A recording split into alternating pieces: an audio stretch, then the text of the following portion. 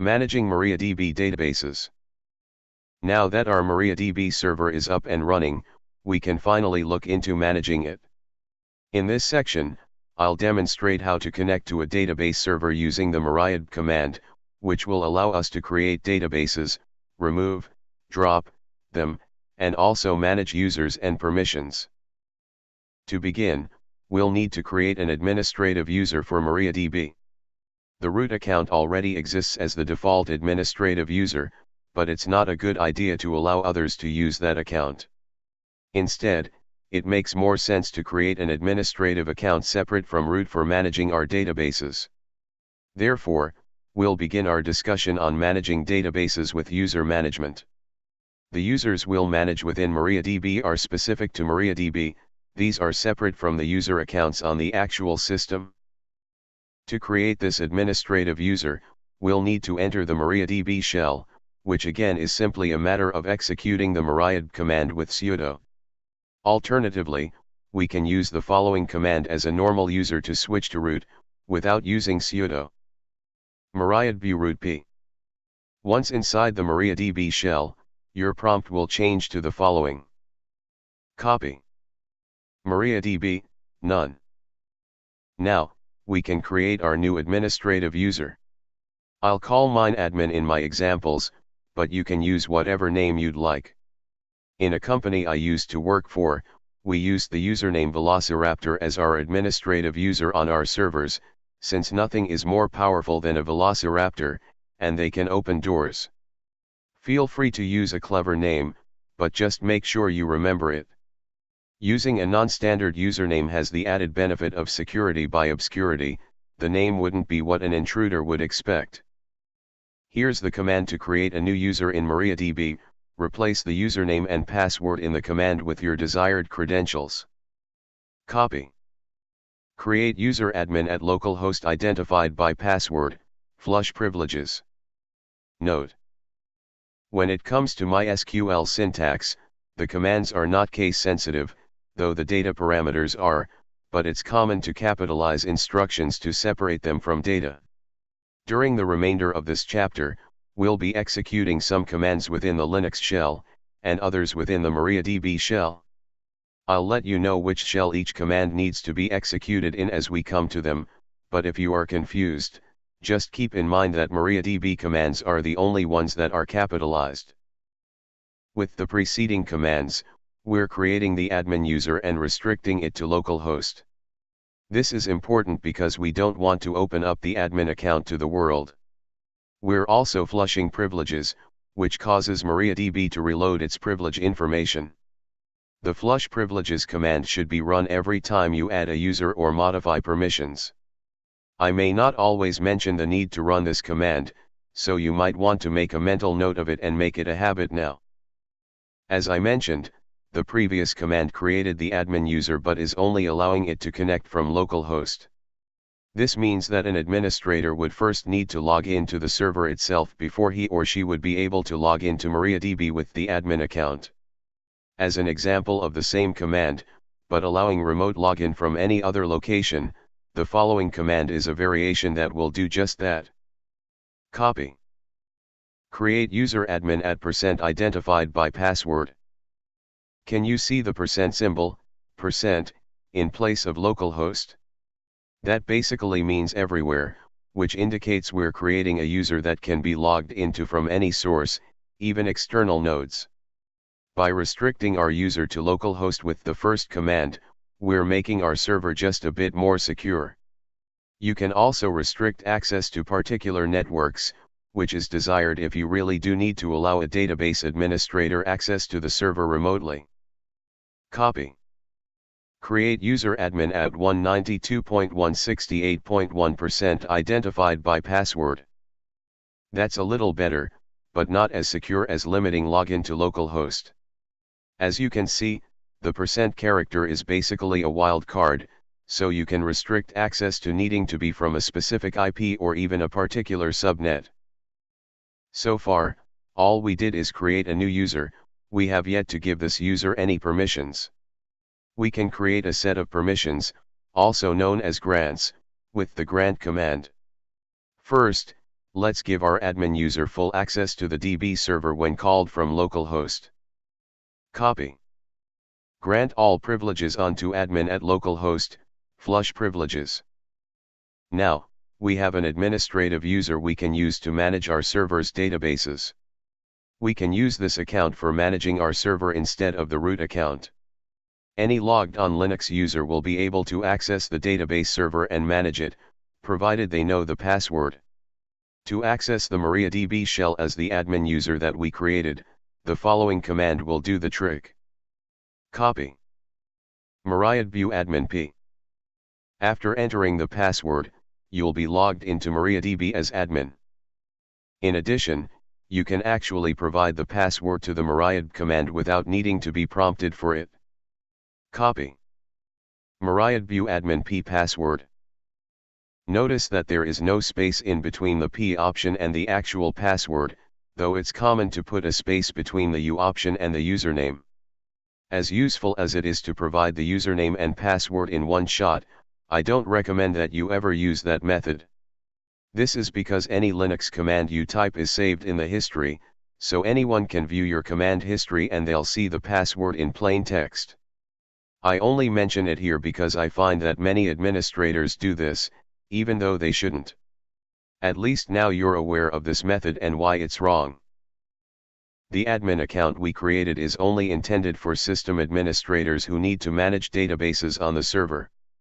The password for this account should not be given to anyone other than staff employees or administrators that absolutely need it. Additional users can be added to the MariaDB server, each with differing levels of access. Keep in mind that our admin account can manage databases but not users. This is important, as you probably shouldn't allow anyone other than server administrators to create users. You'll still need to log in as root to manage user permissions. It may also be useful to create a read-only user for MariaDB for employees who need to be able to read data but not make changes. Back in the MariaDB shell, as root, we can issue the following command to effectively create a read-only user. Copy. Grant select on to read-only user at localhost identified by password.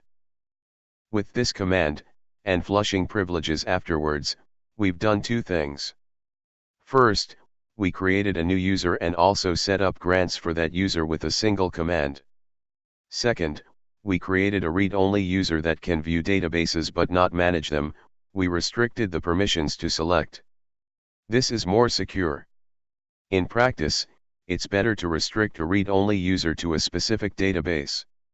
This is typical in a development environment, where you'll have an application that connects to a database over the network and needs to read information from it. We'll go over this scenario soon. Next, let's create a database. At the MariaDB prompt, execute. Copy. Create database mysampled. That was easy. We should now have a database on our server named mysampled.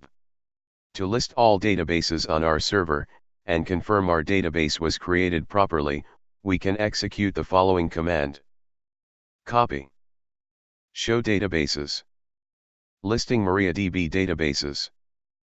The output will show some system databases that were created for us, but our new database should be listed among them. We can also list users just as easily. Copy. Select host, user, password from mysql.user. Listing MariaDB users. In a typical scenario, when installing an application that needs its own database, we'll create the database and then a user for that database. We'll normally want to give that user permission to only that database, with as little permission as required to allow it to function properly. We've already created the mysampled database, so if we want to create a user with read-only access to it, we can do so with the following command. Copy. Grant select on mysampled * to appuser at localhost identified by password. With one command, we're not only creating the user appuser, but we're also setting a password for it, in addition to allowing it to have select permissions on the mysampled database. This is equivalent to read-only access. If our user needed full access, we could use the following instead. Copy. Grant all on mysampled * to app user at localhost identified by password. To double check that we've executed the command correctly, we can use this command to show the grants for a particular user. Copy. Show grants for app user at localhost. Now, our app user has full access but only to the mysampled database. Of course, we should only provide full access to the database if absolutely necessary.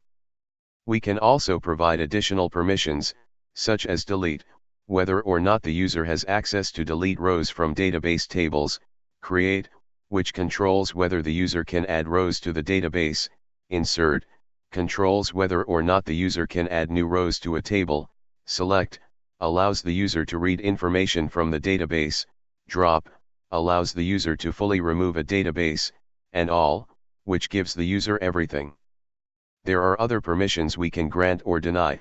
Check the MariaDB documentation for more details. The types of permissions you'll need to grant to a user to satisfy the application you're installing will depend on the documentation for that software. Always refer to the installation instructions for the application you're attempting to install to determine which permissions are required for it to run. If you'd like to remove user access, you can use the following command to do so, substituting my user with the user account you wish to remove and host with the proper host access you've previously granted the user. Copy. Delete from mysql.user where user equals my user and host equals localhost. Now, let's go back to databases. Now that we've created the mysampled database, what can we do with it? We'll add tables and rows, of course.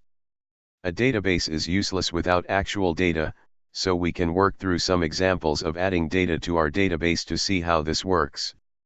First, log into the MariaDB shell as a user with full privileges to the mysampled database. Now, we can have some fun and modify the contents. Here are some examples you can follow. Copy. Use mysampled. The use command allows us to select a database we want to work with. The MariaDB prompt will change from MariaDB, none, to MariaDB mysampled. This is very useful, as the MariaDB prompt changes to indicate which database we are currently working with. We basically just told MariaDB that for all of the commands we're about to execute, we would like them used against the mysampled database. Now, we can create a table in our database. It doesn't matter what you call yours, since we're just practicing. I'll call mine employees. Copy. Create table employees, name char, 15, age int, 3, occupation char, 15. We can verify this command by showing the columns in the database, to ensure it shows what we expect. Show columns in employees. With this command, we've created a table named employees that has 3 columns, name, age, and occupation. To add new data to this table, we can use the following insert command. Copy. Insert into employees values, Joe Smith, 26, Ninja. The example insert command adds a new employee to our employees table. When we use insert, we insert all the data for each of the columns. Here, we have an employee named Joe, who is 26 years old and whose occupation is a ninja. Feel free to add additional employees. All you would need to do is formulate additional insert statements and provide data for each of the 3 fields. When you're done, you can use the following command to show all of the data in this table. Copy. Select * from employees. Listing database rows from a table. To remove an entry, the following command will do what we need. Copy. Delete from employees where name equals Joe Smith. Basically, we're using the delete from command, giving the name of the table we wish to delete from, employees, in this case, and then using where to provide some search criteria for narrowing down our command. The drop command allows us to delete tables or entire databases, and it should be used with care. I don't actually recommend you delete the database we just created, since we'll use it for additional examples. but if you really wanted to drop the employees table, you could use copy drop table employees, or use this to drop the entire database. Copy drop database MySampled. There is, of course, much more to MariaDB and its MySQL syntax than the samples I provided, but this should be enough to get you through the examples in this book. As much as I would love to give you a full walkthrough of the MySQL syntax, it would easily push this chapter beyond a reasonable number of pages. If you'd like to push your skills beyond the samples of this chapter, there are great books available on the subject. Before I close this section though, I think it will be worthwhile for you to see how to back up and restore your databases. To do this, we have the miscldump command at our disposal. Its syntax is very simple, as you'll see. First, exit the MariaDB shell and return to your standard Linux shell. Since we've already created an admin user earlier in the chapter, we'll use that user for the purposes of our backup. Copy miscldump uadmin p databases mysampled.sql. With this example, we're using miscldump to create a copy of the mysampled database and storing it in a file named mysampled.sql. Since MariaDB requires us to log in, we authenticate to MariaDB using the U option with the username admin and the P option that will prompt us for a password. The databases option is necessary because, by default, miscldump does not include the database create statement nor the tables. However, the databases option forces this, which just makes it easier for you to restore. Assuming that we were able to authenticate properly, the contents of the mysampled database will be dumped into the mysampled.sql file. This export should happen very quickly, since this database probably only contains a single table and a few rows. Larger production databases can take hours to dump. Restoring a backup is fairly simple. We can utilize the mariad command with the backup file used as a source of input. Copy sudo mariad mysampled.sql. So, there you have it. The miscldump command is definitely very handy in backing up databases. In the next section, we'll work through setting up a slave database server.